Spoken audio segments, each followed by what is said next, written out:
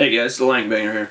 I'm not going to have a deck profile for you, but I'm going to have more so a deck overview and a mini tournament report. My tournament report will be downstairs in the description. I'm not going to go over each round.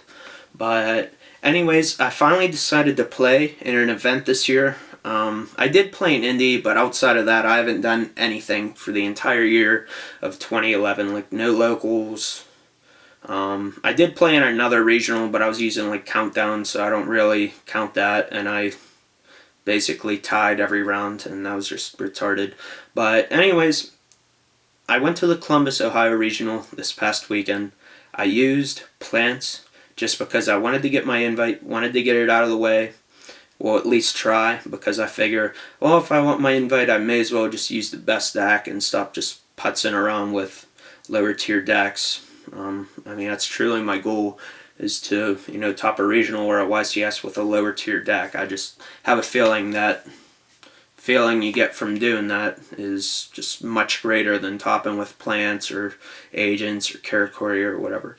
But anyways, I went 7-1 in the Swiss rounds, and then I won my top 8 match, so I am qualified for the 2012 Nationals, or National Qualifier, however you would like to say it. Not exactly sure where Nats is this year, but I will definitely be there, so just be on the lookout for that. But by using this deck at the tournament, I realized how overpowered it was.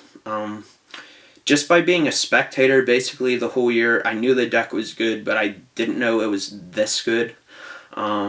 I played against, I want to say 3 plant mirrors, maybe 4, and I just basically crushed all of them.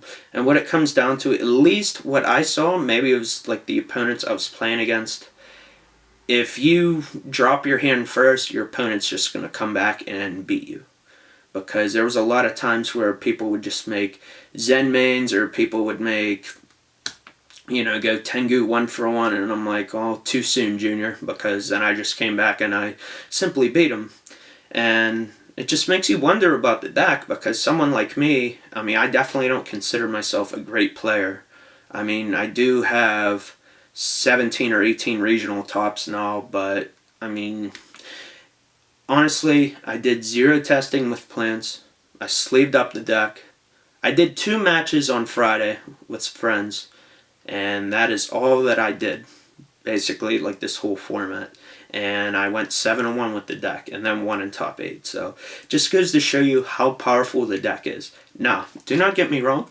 The deck does take a lot of thought process, because there are a lot of different moves that you can do. A lot of people will say, oh, well, what's the skill in just summoning Tour Guide? Well, there's actually like thought process, especially if you're playing against a mirror, because if they drop Max C, then you got to think, oh, well, hey, should I go all out? Or, hey, I'm going to do this, but, oh, shit, they may have Valor, or, I mean, there's so many scenarios you can think of. So I'm definitely not saying the deck, is skillless or anything like that, because it definitely is. But the problem with the deck, every single card inside that deck is a powerhouse, basically.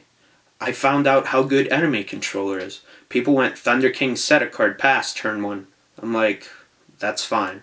Tengu, E-Con, take Thunder King, grab Tengu. I could either poke if I wanted to be a man, or the right play, make Utopia. I mean, that play alone is simply broken. That's why Tengu has to go.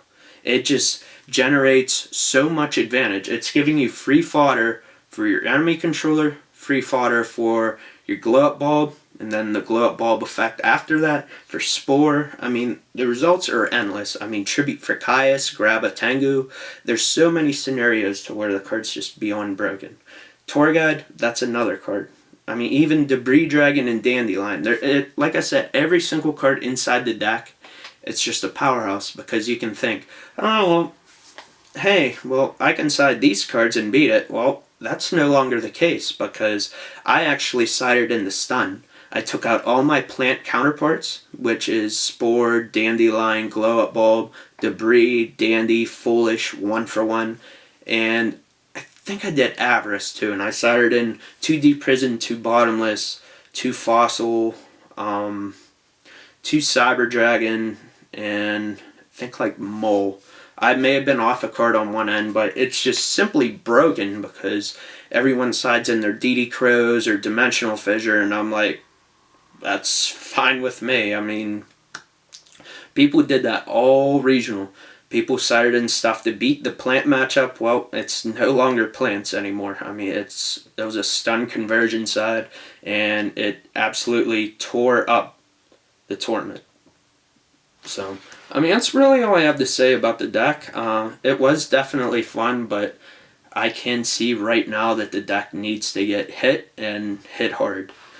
Just banning Dandelion is not going to break the deck.